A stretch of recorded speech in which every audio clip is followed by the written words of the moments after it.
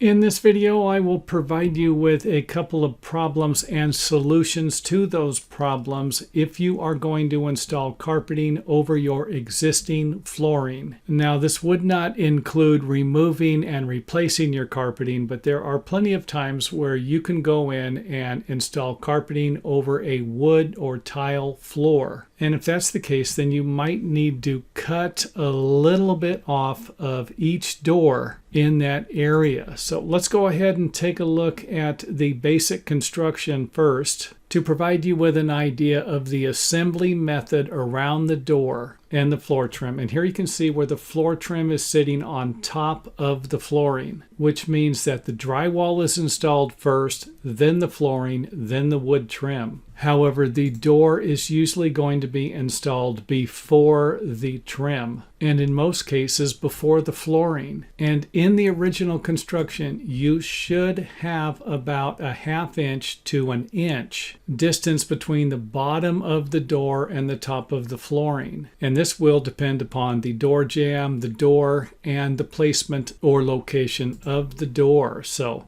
this is what it would look like under normal circumstances, or should I say after final inspection. And now let's go ahead and take a look at what it would look like after the carpet and padding was installed. So here I just have 3/4 of an inch representing the carpet and the padding, and you can see how there is no gap underneath the door. However, it's not uncommon to have the carpet butt up against the wood floor trim. So in most cases, you're not going to need to do anything to the floor trim. However, you could always remove it and raise it if you wanted to. And most carpet installers are familiar with this problem, and I don't think I've ever met one that will cut the doors for you. This is something you're going to need to do or hire someone to do it. So don't be surprised if the carpet installers take the doors off of the hinges and then set them somewhere in the house for you to figure out later what you're going to do. And as I mentioned, in most cases, all you're going to need to do is get a circular saw and cut about a 1/2 inch or whatever the desired distance you have in mind to provide you with the gap you desire. And I would recommend a minimum gap of a 1/2 inch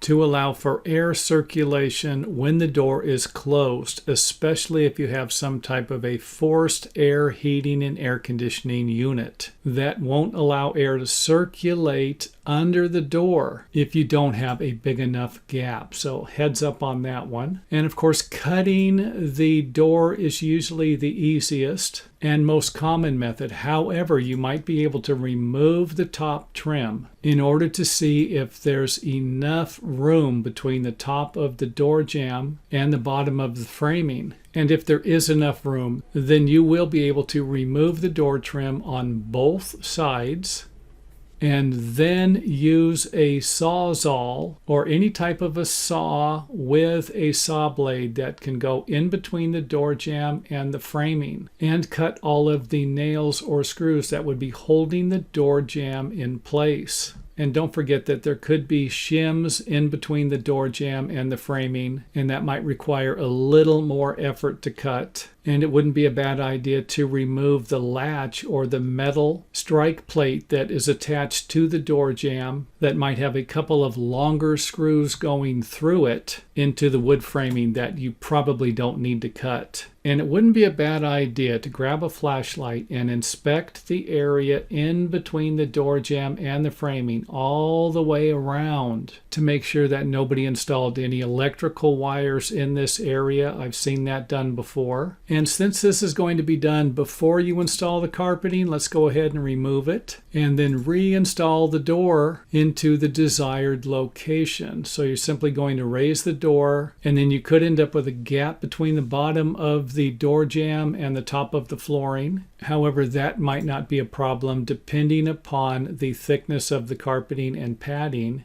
Then you can go ahead and reinstall the door trim.